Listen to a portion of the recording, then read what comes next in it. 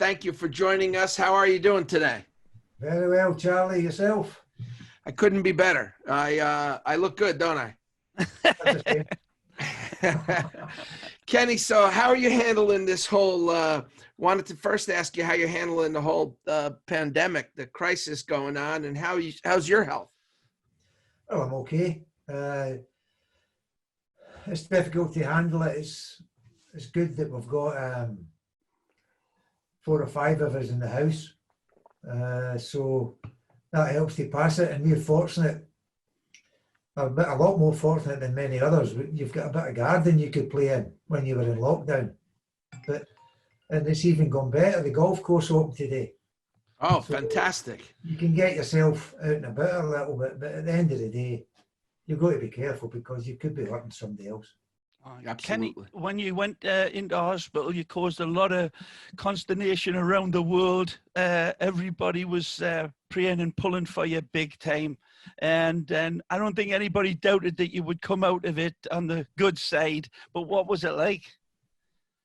That wasn't the coronavirus I had. It was an infection in my stomach. Aye. So they give you a swab test, and that came up asymptomatic.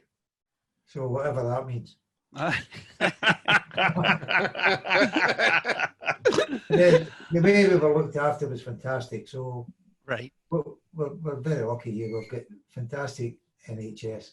Yeah. And even before this, they do a power of work and a fantastic job. So I hope they can get the recognition they deserve, and maybe the wages they deserve as well. Yeah, big time, Here. big time. Can I take you back to your arrival in England in 1977? You were already a big player. You played for the mighty Celtic. You played for Scotland, but you were coming down to the European champions and the English champions, and you were taking the place of their most iconic player, Kevin Keegan, who was moving on to Hamburg. How much pressure was there on you? No, I was very fortunate to have been asked to sign for Celtic when I was 16, 17 years of age, and they were an iconic team as well, winning the European Cup in '67. And Big Joke's team was unbelievable. Because of the success of the first team, he had a lot of time he could spend with the kids. And I don't think it's any coincidence that there's about 4 or 5 at least who broke through Celtic at that time as kids and became established international players and pretty successful players in their own right. But I mean, I was a Glasgow boy, born and bred, and I just thought life isn't a rehearsal.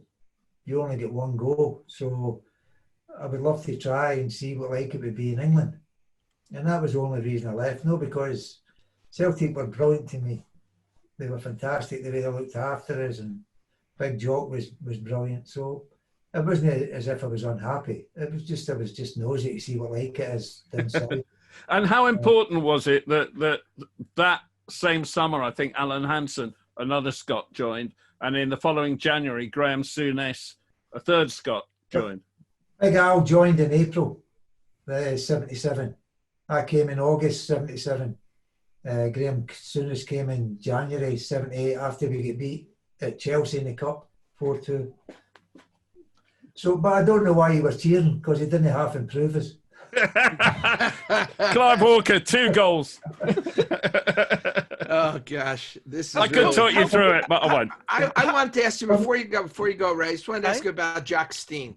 This is a guy that our mutual friend Sir Alex Ferguson, really one of the people that he really admired. And how was it playing for him? And I guess you played for so many great managers. Where do you put Jack Steen? Well, I was fortunate. I played with 2 of the most successful managers in British football, Jock Steen to start, and Bob Paisley. I mean, you don't get too many that have won the trophies that they have won.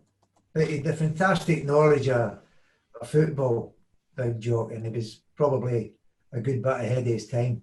And coming into Celtic, and in 2 years getting a European Cup on the table. And it was done by a group of players, and the team that played on the day, every single one of them came from within 25 miles of Glasgow. Aye. So he knew what he was doing, and he had a great time to spend with the kids. In fact, when I was 17, 18, I just signed in the reserves. Used to play a fixture. If the first team were playing Rangers at Celtic Park, the reserves would play Rangers reserves at Ibrox, and vice versa. So I lived right across the road from Ibrox Stadium, and I was in the squad, and I turned up, and the lads were waiting for me, and they said, "Oh," I said, "Big Jock was wanting to speak to you." I went, "Well, what have I done?" I mean, this is my first full season, right, as a kid, 17 years of age, and I'm thinking, I've not been anywhere. I've not done anything. And I thought it was about the third game of the season or something. And anyway, they read out the team. I got a shock. I was playing. But anyway, we won 1-0 at Ibrox. And then Monday morning, and Big Jock said, "I was looking for you on Saturday." And I went, yeah. What for? He said, "Because I knew," he said, "you grew up a Rangers fan." He said, "I knew it would be a big game for you. And just to say that you were playing and be yourself and calm down and just go on and enjoy yourself." And I thought to myself, he's got an Old Firm game the same day, and he's looking for me, a non-entity, to come and speak to me, to give me a wee bit of reassurance. So he was fantastic that way as well, but ruthless. As when he walked into a room, even if you were standing talking with your back to the door, you knew he was in. And him and Fergie took charge of Scotland for a little while before the World Cup. Yeah. In '86. And I'm sure Fergie enjoyed working with him. It's pretty good. Playing under those two, Kenny, you know, two legendary managers in Jock Stein. I quoted Jock just yesterday when we were doing one of our shows, when Jock Stein was asked, "Yeah, but where's his best position? Where's Dalglish's best position?" And Jock said, "Oh, just get him on the pitch." I love that quote. But then when you went to Bob Paisley, can you tell us a little bit of your insight, Kenny? A lot of people always bring this up about the boot room, and what lineage do you think was passed down through Liverpool, through Bob and Joe Fagan and yourself, and this is no fantasy or myth. This was a culture, wasn't it? Can you tell us a little bit about what was the ethos of that? Well, boot room? you missed out the guy who started it all off, Bill Shankly. Hey. So Shanks employed Bob. He employed Joe Fagan, Ronnie Moran. He appointed Roy Evans as well to do the coaching for the kids.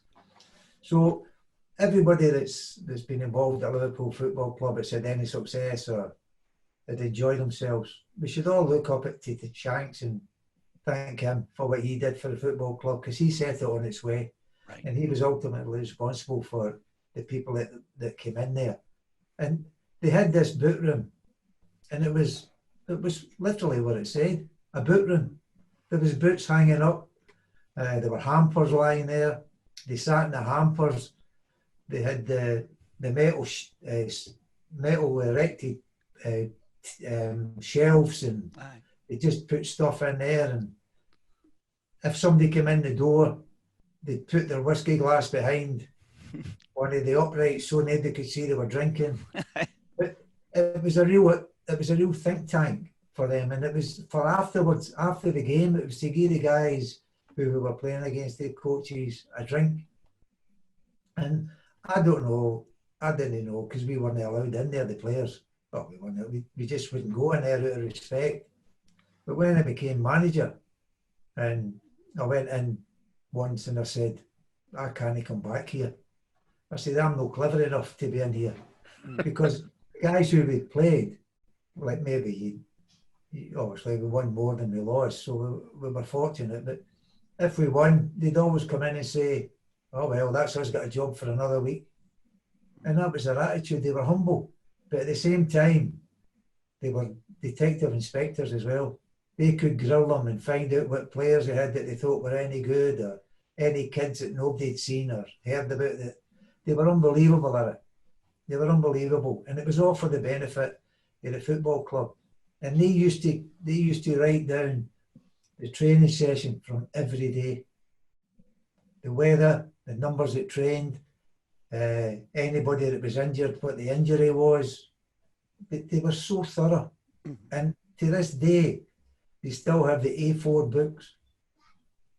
Ronnie Moran, who's sadly no longer with his son Paul, he's got a lot of them because his dad used to write them down. Roy Evans used to write them. Joe Fagan used to write them down. Unreal. And it was just so beneficial for them to be together. And I think it helped to cement their relationship with each other as well, because they were living out of each other's pockets. I mean, on a Sunday, they used to play Saturdays, but on a Sunday you come in and they used to get the kit ready.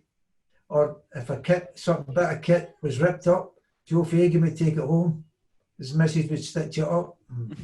It was just totally normal and natural and what they thought they should do. And they were fantastic. That first season, as I said, the pressure must have been on. You actually came second in the league to Nottingham Forest, who had just got promoted, Brian Clough's Nottingham Forest. But you won the European Cup at Wembley against Bruges, and you got the only goal of the game. Well, that wasn't important who got the goal. It was just important that we won. But it wasn't unimportant. One of the reasons, obviously, in leaving Celtic was to try and get European success. We got to a semi-final European Cup at Celtic with AC Milan and lost in penalties. We lost another semi-final of the Cup Winners' Cup that they used to have. And we went the opportunity in the first season to win something that you dreamed of all your life, a European Cup Winners' Medal. And we're going to play Bruges, who one of the highest rated team that was in the competition at the start, but they got there in merit. But unfortunately for them in the semi-final, they picked up a couple of suspensions. And the team that they put out that night probably wasn't their strongest team. But they were there to be beaten. Unfortunately, we did beat them. I scored the goal, but if Davy Fairclough had booted it in before it crossed the line, it wouldn't have bothered me. I still get the same medal. It still said winners on it, and that was the most important thing. You know, when you went to Newcastle, that first Newcastle. Listen to me, I'm jumping ahead. When you went to Liverpool, in that first season, what big change from your the playing style in Scotland, who had a multitude of great players in that league at that time as well. And any big difference for you? No, not really. The pitch is the same, the ball's the same shape, the personnel are different. But I remember the first game was at Middlesbrough away. Aye.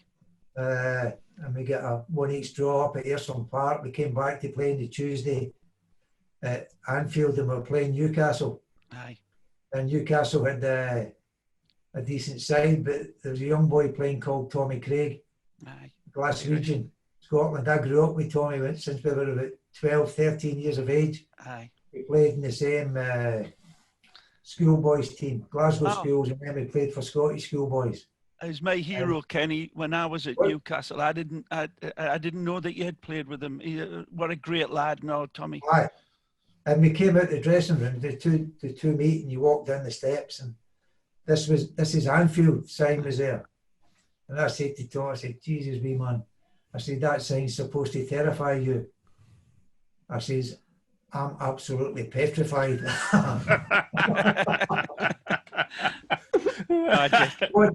We won that 1-2-0, so we were off to a good start. Yeah. I wanted to ask you, and this is the same question I asked Sir Alex Ferguson. Why is it that there's so many great Scottish managers? What is it, the quality of the growing up in Scotland, I guess, or whatever? Tell me what you think. what makes them great managers? Oh, I think, as you said earlier, you can't understand either of us. But that's the same for Shankly and Paisley, or No, Paisley wasn't Scottish. I know he wasn't, but I'm saying understanding him. Go ahead. Shanks was unbelievable. He was a different type, and I think maybe a common denominator for at least Fergie and I is Big Jock. I mean, even when he was starting off at, he still, I think he started off at, and then he went to St Mirren. Fergie, I think he was in conversations with Big Jock then, getting some few do's and don'ts, and I'm glad he never listened to him. He might have been successful, but I don't know whether it's just something it's. I mean, Graham Souness had a go at management, won a trophy everywhere he was, except for Newcastle. So he had a good record in the management. There is a lot of good Scottish managers, and whether it's because of the way they were brought up as kids, or whether it was the people that they played with that influenced them throughout their career, I couldn't really say. I don't know, but there's no many of them like to lose. Yeah, and I think he used the word. He said that, and it struck me before you brought it up, humility. That people were humble. Maybe it's because the humble roots you guys come from, but he said humility, and you guys hated to lose. There was the two things that I remember him saying to me. Yeah, and I think it's the Scottish people find it easy not to get themselves a pat in the back. I think inwardly they know they've done well, but they don't tell the world they've done well. And I think an important part of success, apart from the obvious for football, I think you've got to share the success that you have. It's not just you. If you've not got any decent players, you're not going to be successful. So the players deserve the credit, and every time that you're on an interview, it's nice to pay homage to the players and your staff, because it's a job lot, and everybody's got to contribute, or you're not going to be successful anywhere, in any walk of life. And I think that was a thing for a lot of Scottish people that I know. They don't mind sharing the success, because if you share it, at least you'll be successful. One of the things, Kenny, that you did above Sir Alex and Jock, though, was that you actually played and managed at the same time. What was that like? It was the ideal, really. I found that it was Ronnie Moran and Roy Evans were fantastic. I mean, that was straight out off the back of Heysel. The club made me manager. Why? I don't know. I just signed I was a year into a 4-year playing contract, and I thought I was playing okay, but they must have thought it was garbage. So I better get him into the manager. So, but the support for the backroom staff, I mean, Bob Paisley was upstairs. He came back in to babysit me a wee bit, and if I had any problems, could always have a word with him. The three boys, Ronnie Moran, Roy Evans, and an old guy called Tom Saunders, who was the old think tank. It was bulletproof, really. It was bulletproof what you were getting. And to be player manager, well, a player, I held on to the registration, because at the end of the day, if I was garbage at managing, I could still go back to playing. So that was my logic. And as I say, I played. Paul Walsh did fantastic for Liverpool for the first part of the season, then get injured. And I came in after the new year, and we went on and won the league and the cup. But it wasn't because I came on, it's because the foundations had been set in place earlier. Well, let's take you through the 80s up to that. Because, by the way, if I was left out again, I knew who I had to speak to. After winning that European Cup in '78, Liverpool won the league in '79 and '80, the European Cup again in '81, and then the league again in '82, 83 and 84, just the third team ever to win the league in 3 successive seasons. And in 84, the European Cup again. And then in 85, got to the final of the European Cup again at Heysel. But in those incredible years, you'd come from Celtic Park, which is so infamous for its support and its backing of the team. But Anfield became one of the great arenas of world football. And a lot of your European home games, teams were parking the bus and you had to find ways of beating them. And the crowd seemed to become so crucial to that. What was it like in those years playing at Anfield? Well, it's certainly much more enjoyable when you're winning to play anywhere. So we were winning, and we were winning consistently. And the great thing about Liverpool was, because the success had been set in place before Alan Hansen or myself or Graham Souness came, they were making very little changes at the end of the season. They go after maybe a player they thought would make a difference or would be of help, not necessarily get in the team, but be of help. Bring, like Big Al was signed for 100 grand because they thought, well, he's got a wee bit of potential, we maybe have a go at him. And Graham was probably the first signing that came in when they were just getting like making the changes to the teams that had been successful for a few years before that. So the signings were really good, and the fact that they never brought too many new people in meant that the rules and regulations in the dressing room was written in stone anyway. The players set that. So you didn't come in there and try to change it. You didn't come in there to try and upset it. But and it was you came in and you joined in with everybody else.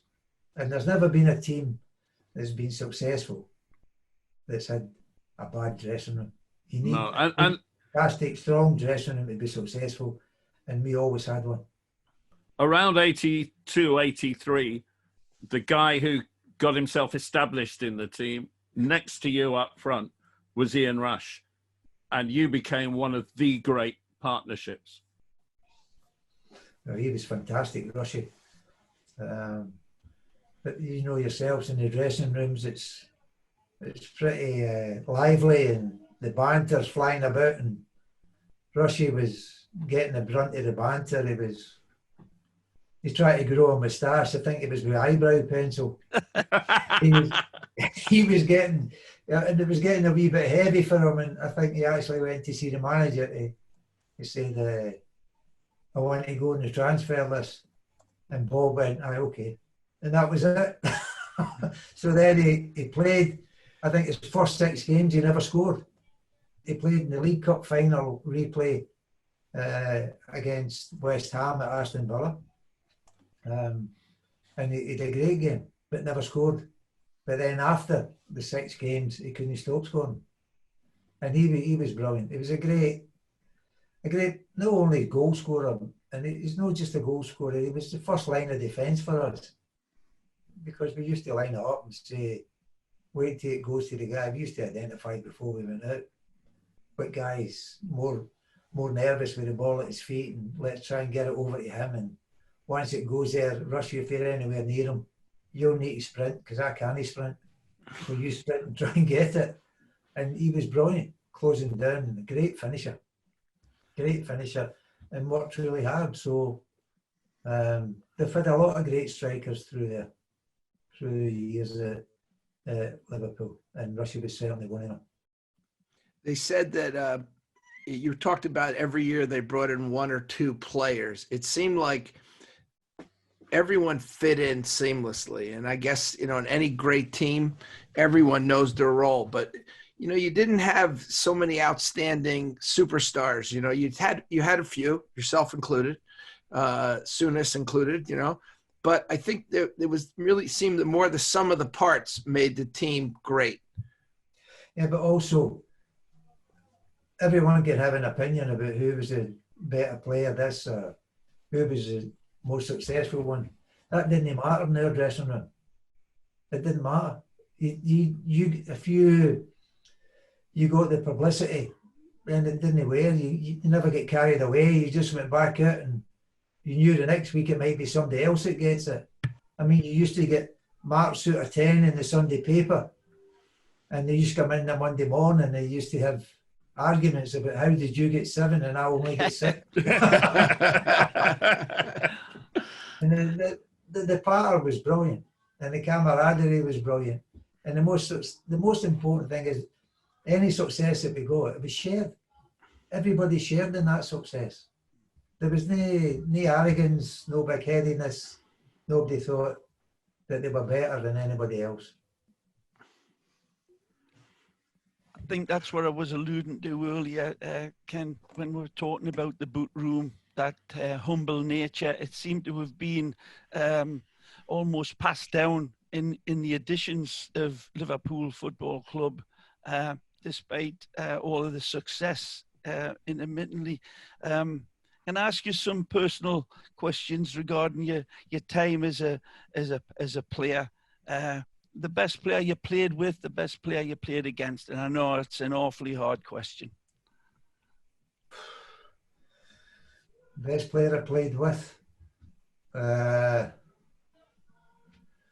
Well, Celtic to win the European Cup with some brilliant players. We Jimmy Johnson and Jinky, Bobby Murdoch, which people they may know have known, but I'm sure everybody's got YouTube. If you go onto YouTube and watch Real Madrid, Di Stefano's testimonial, and see full house, Jimmy Johnson getting a standing ovation in the Bernabeu. Aye. I think it was 19. They just lost the European Cup. They just got beat with Feyenoord, I think, the European Cup. Me, Jimmy was fantastic. Aye. The Liverpool players who you've already mentioned, Rushy, Graham Souness, they were all, you can't get success, and I'm fortunate I've won a few things in my life without having great players playing beside you. The best players I played against was probably, well, when I was about 18, we were on a end of season tour to Toronto and we played Man U and George Best played. Deary me. I think it did last 46 minutes. And then get taken off. But Bestie was unbelievable. Yeah. Dennis Law, who was the idol for myself when I grew up. Yeah, me too. As a player playing in England against a centre back, the one I had most problems with was Colin Todd, because he was intelligent. He would try and intercept the pass and read it, try to get in front of you. And he was more of a threat to me than somebody trying to kick you. Colin Todd, who took over from Bobby Moore in the England team, basically, Derby County. You mentioned Heysel a little bit earlier on when you became the player manager. How much did that tragedy affect Liverpool Football Club? No, we weren't the ones that suffered most. The people that lost their lives, their families were the ones that suffered most, no us. It was what they say, a tragedy. And whether they were right or wrong to play the match was irrelevant. It didn't, whoever won it, but even if we'd won it, I think it would have been very flat. It's just something you hate to see. You go and watch a football match and you don't come back. It's terrible tragedy. You went on and won. I wanted to bring this up, Neil. I'm sorry, I apologize. We had Marco Tardelli on here with us, and he said he never won a European Cup. He doesn't even count it. He said that, like you're saying here, going to a game and you don't come home, you can't really put it in words. And he felt like it didn't matter who won that game, and he because of the tragedy. No, football's irrelevant at times. I mean, this is one of the times at the moment with the pandemic that everybody's been through where football is taking second place, and rightly so. But for places like Heysel and Hillsborough, certainly the football is an irrelevance. And it's good to see that people can relate to that. I tell you, you'd be off your head if you couldn't relate to that, because you know how much people have suffered. And even before that, there was a tragedy at Ibrox as well, where there was a disaster there. People which was only because somebody scored late on, I think, for Rangers, or they hit the crossbar, and the people that were going down the stairs to get out, right? Yep. They people try to come back up the same staircases, and they just crushed each other. Aye. So it's something that it's there, and it should be spoken about, but it's something that is an irrelevance. I mean, the game, I suppose, what would have happened if they never played the game? Would there have been a riot inside the ground, or what would have happened? I don't know, but as I say, and it's no sour grapes because we lost, but I think the result was irrelevant. In that first season as player manager, you won the league and cup double. The first time Liverpool had done that. In fact, the only time Liverpool have done that.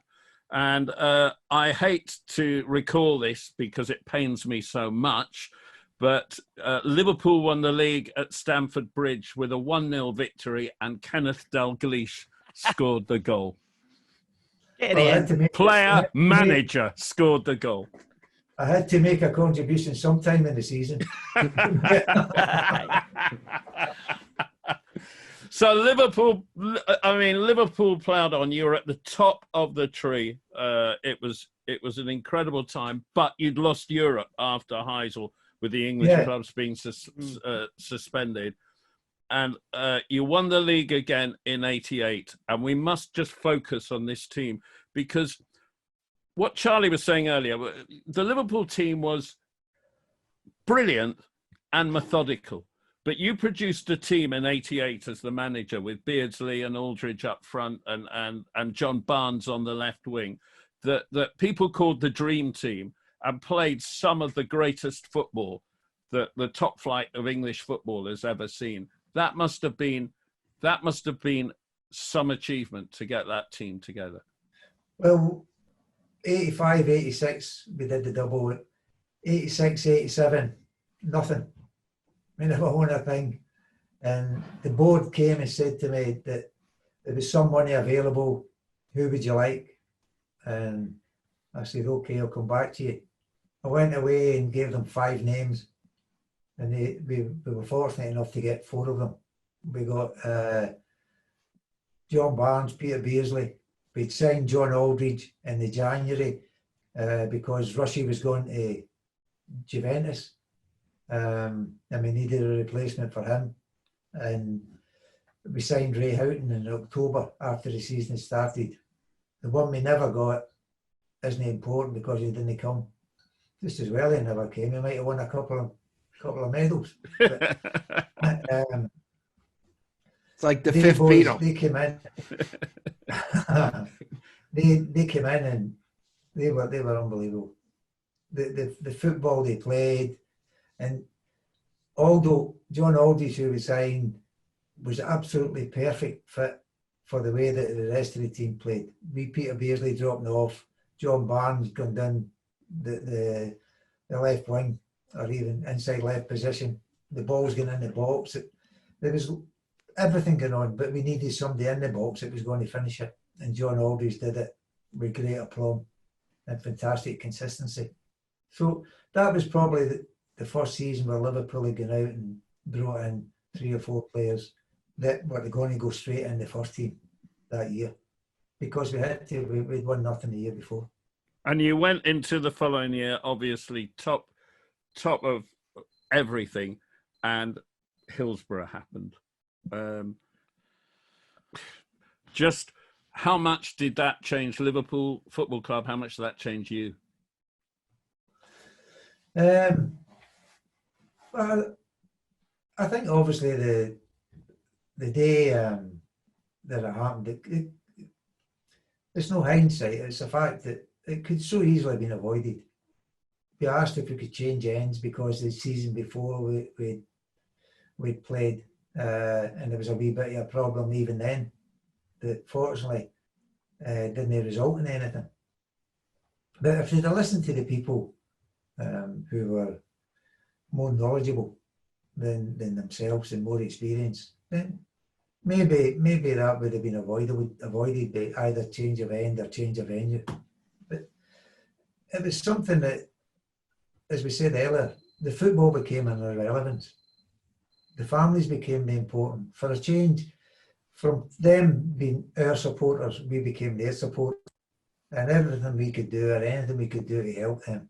Every player and a lot of the wives did their best to do as much as they possibly could to try and ease a thing that you hope you never have to face yourself, losing one of your children or your husband or whatever it was.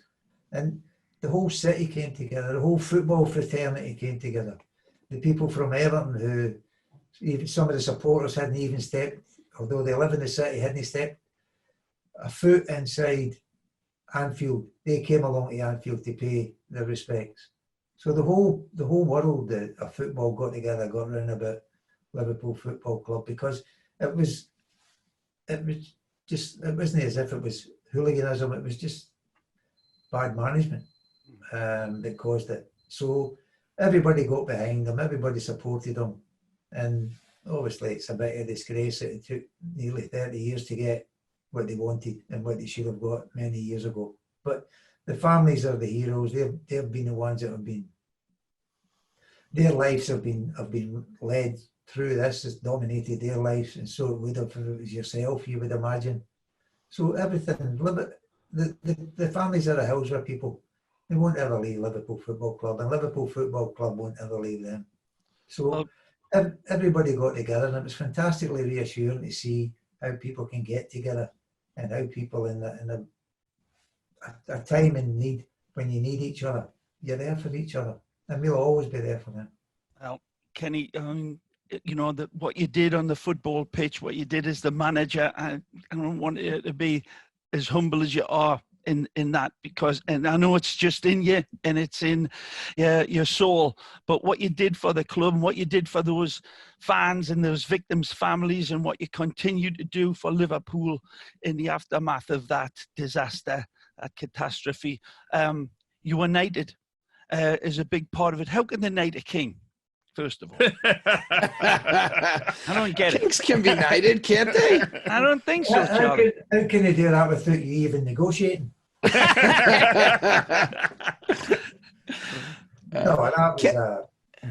that was. I mean, I don't know. Obviously, my wife had breast cancer 12, 13 years ago, and we started off the Marina Dalglish Appeal charity after that, and we've raised a lot of money, like 10 million quid or something, to buy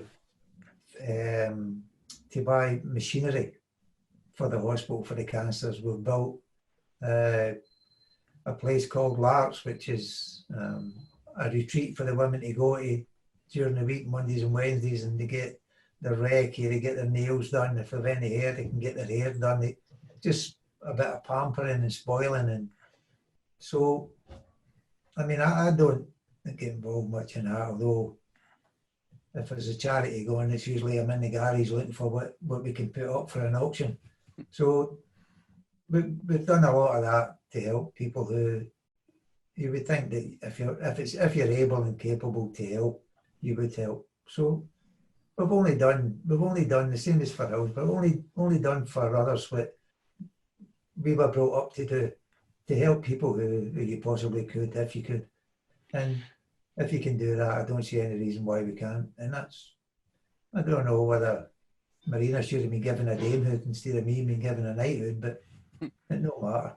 What's mine's is hers, and what's hers is her own, so that's okay. Kenny, I mean, you're extraordinarily humble, and I'm just honored to know you. The two tragedies, do you think that they helped? I mean, this may be a silly question, but put football in perspective for you?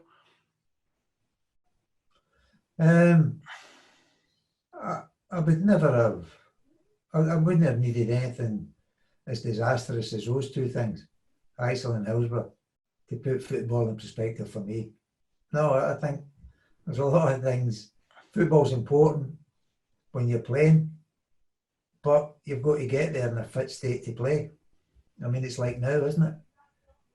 The game's important, but you can't guarantee somebody's health, but you can do your best to prevent anything coming back. And that's I've always just been thought that I was fortunate in what I was allowed to do and play football, and something that if you'd have seen the school report, you would have realised that I didn't have many options. But you are what you are, and you are what your parents have brought you up to be. Marina's mum and dad, and my mum and dad brought us up in a similar manner, and we just got on with our lives, and we just get the same principles as what I think anybody should have, and that's to look after people if you possibly can. But I think football, I've always had it in perspective, and I've also appreciated and never taken it for granted that you were lucky that you could get a life as fortunate as what you have done. You won the league again in 1990 at Liverpool, but then you left the following season, and it just looked like you needed a break. Aye. And you came back at Blackburn Rovers. And Blackburn Rovers, in many ways, were a team that was, or a club that was a forerunner for a lot of what followed, in that Jack Walker, the owner, put a lot of money in, and you were able to buy players of the highest quality and bring them into a smallish club. And Blackburn deservedly won the league under your management in 1995. But you just put that team together. How big an achievement was that? No, I think Blackburn would never have happened if Jack Walker hadn't been around, and he didn't. He's the last person to have been what we would all have attributed, or you would associate with a football club, a local businessman who's made a lot of money, who wants to invest in the football club and take the football club forward as part of the community. You don't get that nowadays, do you? No. You get almost big conglomerates want to buy it, or even in a few cases, countries buying it and moving it forward, which is fine. That the world moves on, and this moved on. I think it was very romantic the way that Blackburn went about it, and Jack did give a few quid to buy players. But then the year we won it, there was a few clubs finished below us in the table that spent more than we did, according to a thing I read in the website the other day there. But it didn't matter. There's not been anybody got any success in football without spending money. And you had prime Alan. You had prime Alan Shearer. How good was he? Ah, he was unbelievable, and he was really instrumental in us moving forward, because once you sign somebody of quality, Alan Shearer, people start to go, "Oh, they're serious. I thought they were taking a specimen, but they were serious. By the way, we can move forward here." And Alan coming in really helped the club. No, I'm not saying obviously on the pitch, everybody could see that, but off the pitch, just with his presence and deciding to come to us. So it was a wee bit of a Cinderella story, a happy ending as well. I'll say it's interesting. I mean, so how do you feel that? I mean, Liverpool's had great success in Europe, but obviously they haven't won the Premier League yet, technically. Since he won it in 1990. Since you won it in 1990, and now Blackburn, a team you took, won it, and Liverpool hasn't. I mean, that's one of the famous quiz questions we have here. What has Blackburn done that Liverpool hasn't? Right? No one would guess that if they weren't. They've also been relegated. Yeah, well, that's true. That's true. It's a good point. It's a two-part question. Yeah, it is a two-part question. It is. You're absolutely right. You're absolutely right. That school report that you got, Kenny, was a load of bollocks. Yeah, you did all right. Let me tell you, you're good at math. That's for sure. Well, what happened to Liverpool after you left, and why do you think they didn't achieve this success until now, really? Well, I honestly don't know. It was when I left, we were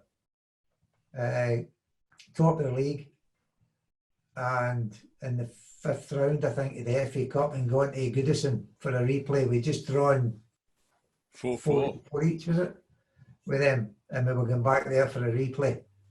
But I'd run my race. And I thought the fairest thing to do for a football club, who had been fantastic to me, was for me to be honest with them. And if you've ran your distance, you've nothing left. And if as a manager you can't make a decision, or you're hesitating over a decision, something's got to go, and it's got to be you. So for me, I thought that was the best thing for them to do. Graham came in, and it never went so well, although they did win the FA Cup against Sunderland. But it just never went for them. It's just, I don't know the reasons why or why not. I was involved in trying to get Blackburn somewhere near. I mean, it's amazing, isn't it? Liverpool, they were going backwards, and Blackburn they'd have loved to have been where Liverpool were. And we had to wait about three years to get there. We get promotion the first year into the Premiership and a playoff, and then finished 4th in the league the first year we're in, second the second year, and the last year I was there, we won it. So what was happening at Liverpool, I didn't have time to get involved in or even look at, but I was involved with our own place. But if you'd have said to somebody in 1990, that's, you'll not win a league championship again for, 30 years? Aye. By the way, you'd have been arrested, locked up, when they get back in again. Loony. Yeah. In the loony bin. Aye. But it just goes to show, you can't be complacent. Yeah. Success isn't longevity. There's no longevity in success. You've got to earn it. You had a year at Newcastle and got them to the FA Cup final, which they hadn't been in, I think, since they won it in 1955. It was longer than a year. Yeah, 2 years. Yeah, 15 months maybe. All right. Why? Can you explain to Rocky, never mind the two of us who haven't played for Newcastle, why they haven't won anything since 1969, the old Intercities Fairs Cup, and why they haven't won anything domestically since 1955? And explain to Charlie, who of course is American and can't understand how you can have a big club that never wins anything, why they are a that's big because club. That's the Italian part of me that understands that. It's not the American part of me. No, Newcastle, Kevin, I don't know why Kevin left. Kevin He Keegan. left. Yeah. Aye. Kevin left, and they were in, I think they were 4th in the league, and it wasn't long after they'd just beaten Tottenham 7-0, or 6-0, and I don't know why Kevin up and left, and the job became available, and I was asked if I'd be interested. I mean, mind you ever get a job from a team that's 4th in the league? And I You moved them up. Would I be interested? I said, of course I would be interested. Aye. And that was January, just the start of February. And we went in, we were 4th, and at the end of the season, we finished 2nd. Yes. And we got in the Champions League playoff spot. And we played Croatia, Zagreb or something. We played somebody over there and we beat them. So we get into the Champions League, and we had Barcelona at St James's Park. Aye. Tino scored a hat-trick. Tino Unbelievable. Spria. Aye. Scored a hat-trick. It was unbelievable. Sure.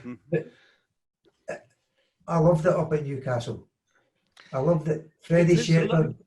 A lot of connections with Hall. Freddie Shepherd's a great man. Was a great Aye. man. some great Liverpool lads. Kenny Dalglish, yourself, of course, and Rafa. So we. Well, Terry McDermott was up there as Terry well. Mack was a Terry teammate was of there. mine. Mm. Yeah, but and then the next year we got to the cup final, FA Cup final.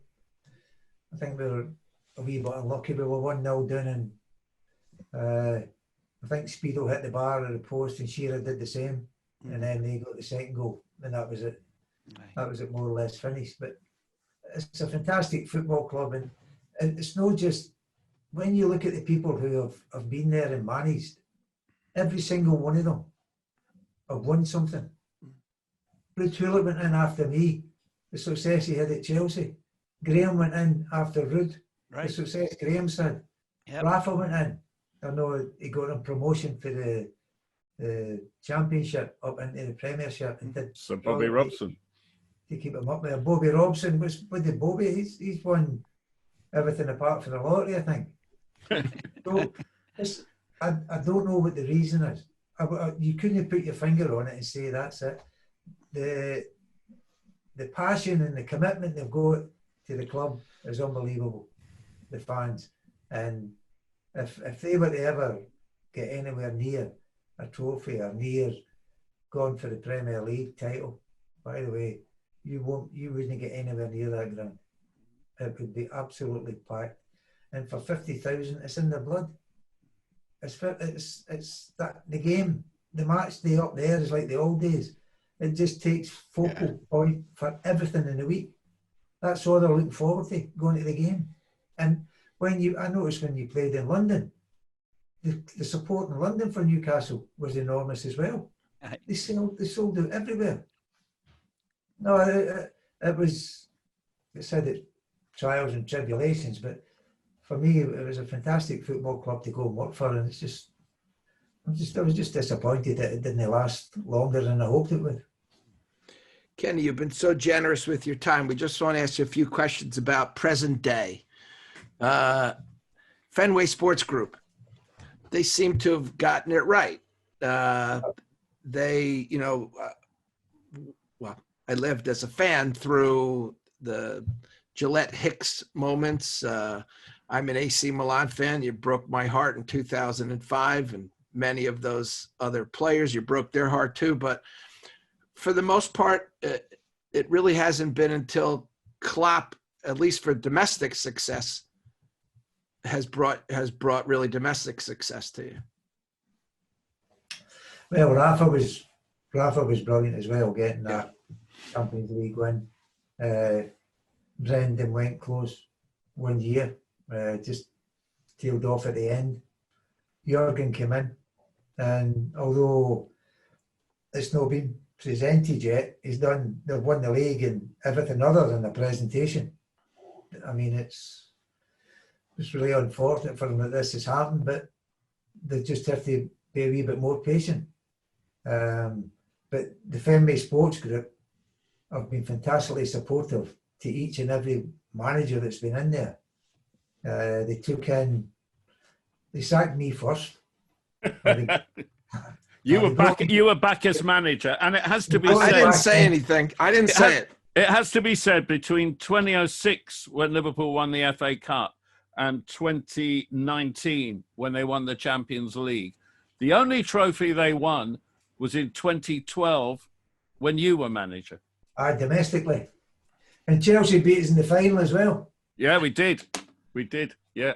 If it was VAR was here, maybe we'd have got an extra time out of that game. Well, you're in goal line technology. Same thing. No chance. Do you think they're going to finish the season, Kenny? You can't underestimate the importance of Fenway Sports Group and the role they've played. They've been fantastically supportive of. I mean, I was only in there in a short while, and even for me, if you want money for a player and we've got it, you can have it. Mm-hmm. And they've been, I'm sure they've been like that even with Brendan Rodgers when he came in afterwards, and certainly been like that with Jurgen now. So it's, by the way, they've been fantastic. The renovations they've done at the ground, the new training ground they're building, and the support, and even Jurgen's got the club back to like what it used to be. Aye. Like total involvement from everybody. I mean, the training ground's called Melwood. We went to a party, Melwood party last year at Christmas time, and everybody that worked in Melwood was there. The players, the wives, the coaches, their wives, the people, the receptionists, the secretaries, everybody. right? That worked at the club, at the ground was there. And I think that's what you need to be successful. You need to respect the people who's doing a job there, irrespective of how insignificant people might think that job is. To a football club, that's not insignificant. That's important. And it's not very difficult to say thanks to people and show your appreciation. And I think that's what I said earlier about being successful, being able to share that success with many people. And I think Jurgen's brilliant at that. And I think it makes people feel really happy. And also, you'll get the extra bit of blood out of them as well, if they think that you're fair with them. So I think the club is in a fantastic place, and the Friendly Sports Group have started that off. Jurgen's carried it on. And a nice wee Premiership trophy will be a good way to finish it off. Aye. You think they're going to finish the season? I mean, it seems like they're going to. That may be, God knows what happens with this virus, but do you think they're going to finish the season? And do you think you're going to have, like you said, it's won. Do you think you're going to have the celebration the city deserves? No, this year. I don't think they'll have the celebration this year. If they give you the trophy, then it can lie there. You can just have that wee carrot dangling in front of you. Look what you can look forward to if you behave. But it's going to be difficult. But I think the German league is starting Saturday. There's some live games on the telly Saturday. The Italian league have got a date to start, I think.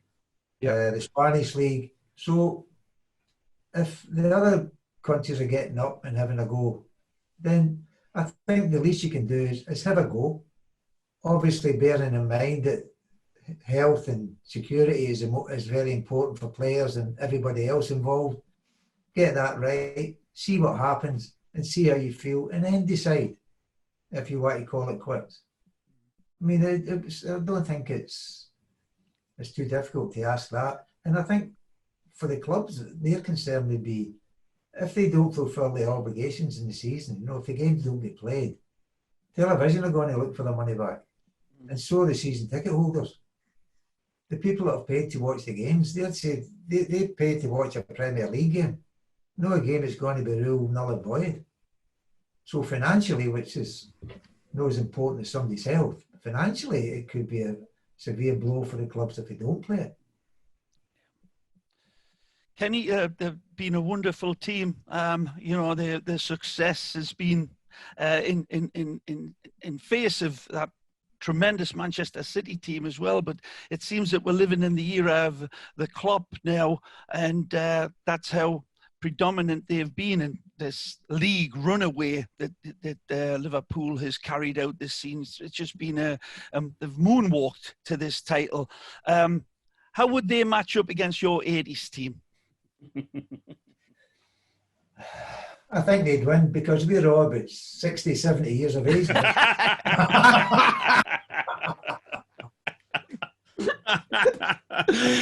Would you be the manager still? That's the question. I wouldn't be player manager. Yeah, exactly. You couldn't go on the pitch for Zimmer frames. No, I think it's always a pub conversation, isn't it? Sure. Who was the better team? What was the better? And it's like saying who's the best player. If you've never seen them play, and you're of a certain age that you never saw the great teams play, how can you compare them? Right. I mean, everything's different now. The only thing that you would compare is how good are you compared to who you're playing against. And by the way, they've battered everybody they've played against. A disappointing result to finish the Champions League the way they did, but in the league they've certainly battered everybody. And I think they're a fantastic side. And who's the better? It doesn't really matter for me. Right. Because there's no league table between the various years of teams. There's only one league table, and that's the one that they're going to win. I wanted to ask about players. You talked about Jack Walker being able to buy players in this day and age. Everyone's coveting Mane, Salah, Firmino. Do you think they're going to be able to keep all the players? Yeah. It's amazing how many people want what they can't get, isn't it? Yeah. I want hair on my head. Aye.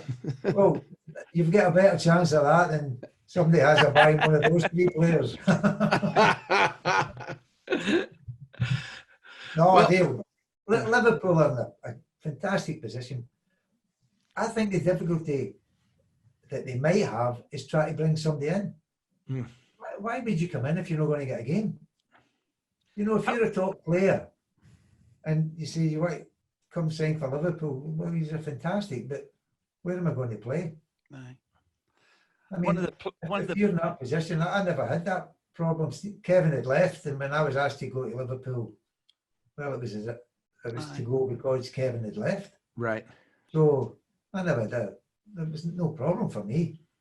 If I was garbage, I could have gone back up to Scotland. But for them to think that they can get money, unless, and it doesn't look like it, unless they're unhappy about being at Liverpool, which none of them seem to be.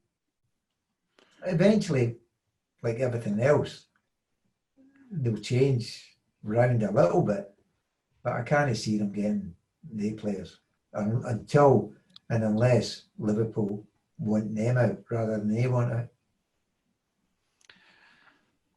Do you socialise with Jurgen very much, Kenny? Do you see him regular? And the other thing I wanted to tag on to this is how good do you feel about a signing that you made in Jordan Henderson, who's really been absolutely inspirational this season for Liverpool?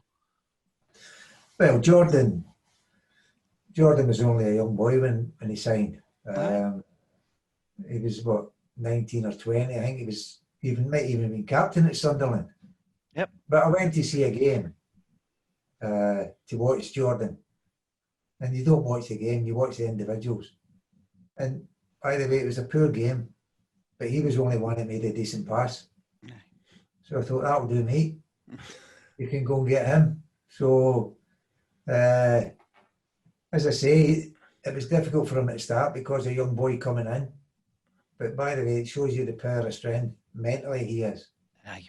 And actually how talented he is. That he came through that at the beginning. And he's been fantastic for the football. He's not just on the pitch, off the pitch. Leader, fantastic example. In the dressing room, he'll be strong. James Milner will be the same. He'll be in the dressing room. He'll be a strong guy as well. And he'll be pointing the rest of them in the right direction. So, I mean, there's more goes on with Jordan than what you actually see on the football pitch. But what you see in the football pitch is very exciting. And I think it's fantastic for him to get the success that he's got. What was the other bit you said there? No, I was just, you pal around with Klopp. Yeah, do you see Jurgen much? Oh, no, by the way, really pleasurable. You go to the training ground, very amiable, conversation, cup of tea, good as gold. Aye. Good as gold, and really, really comfortable in his own skin. And so he should be. So he should be, is right. Kenny, amazing, really, given that he was a dirty old centre-half in his playing days. He'd have kicked you up in the air if you'd ever met him on the football pitch. He wouldn't get that close. Kenny, you've been so generous with your time. I can't thank you enough. You are such a gentleman, and good luck to you, and love to the family, and thank you again. I just want to say, Kenny, for everybody listening to this, everybody that watched you as a footballer and what you've done for that football club, the greatest servant Liverpool Football Club have ever had, bar none. Where's the drink? Hey!